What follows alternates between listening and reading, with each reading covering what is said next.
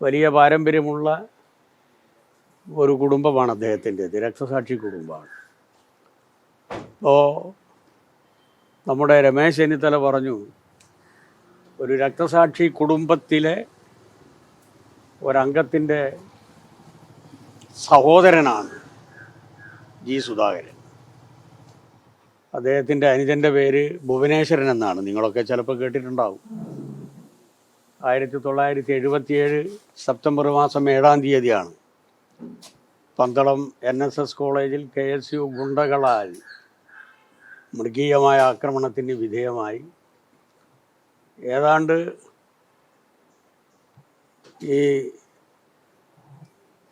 തെങ്ങിൻ്റെ പൂങ്കുല പൊട്ടിച്ചിതറുന്ന രൂപത്തിലാണ് അദ്ദേഹത്തിൻ്റെ തലച്ചോറ് KSUക്കാർ തച്ചു പൊട്ടിച്ചത്, പന്തളം NSS കോളേജ്. അതിനുശേഷം SFIയുടെ നിരവധി സഖാക്കൾ രക്തസാക്ഷികളായിട്ടുണ്ട്. KSUവിൻ്റെയും RSSൻ്റെയും ABVPയുടെയും ഗുണ്ടകളുടെയും ആക്രമണത്തിൻ്റെ ഭാഗമായി 37 സഖാക്കൾ SFIക്ക് വേണ്ടി രക്തസാക്ഷികളായി.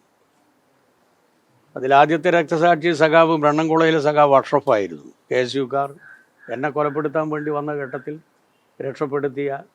എന്നെ രക്ഷപ്പെടുത്തിയ സഖാവ് അഷ്റഫ് ഇന്ന് നമ്മുടെ കൂടെ ഇല്ല. അതേപോലെ തന്നെ ഞാൻ ഓർക്കുന്ന ഒരു പേരാണ് സഖാവ് ജി സുധാകരൻ്റെ അനുജൻ ഭുവനേശ്വരൻ്റെ പേര്.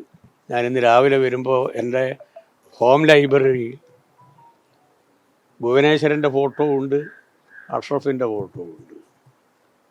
ഓരോ രക്തസാക്ഷി ദിനങ്ങളുമായി ബന്ധപ്പെട്ടുകൊണ്ട് സഖാവ് ജി സുധാകരൻ്റെ മാനസികാവസ്ഥ എനിക്കറിയാം. അതിൻ്റെ തലേ ദിവസവും ആ ദിവസവും പിറ്റേ ദിവസവും ഒരു വല്ലാത്ത മാനസികാവസ്ഥയിലാണ് സഖാവ് ജി സുധാകരൻ. ആ സുധാകരൻ എങ്ങനെ ഈ കാപാലികരുടെ കൂടെ പോകാൻ സാധിക്കും? അവരുടെ പിന്തുണയോടുകൂടി എങ്ങനെ ഇനി ഒരു പൊതുപ്രവർത്തനത്തിന് നേതൃത്വം കൊടുക്കാൻ സാധിക്കും?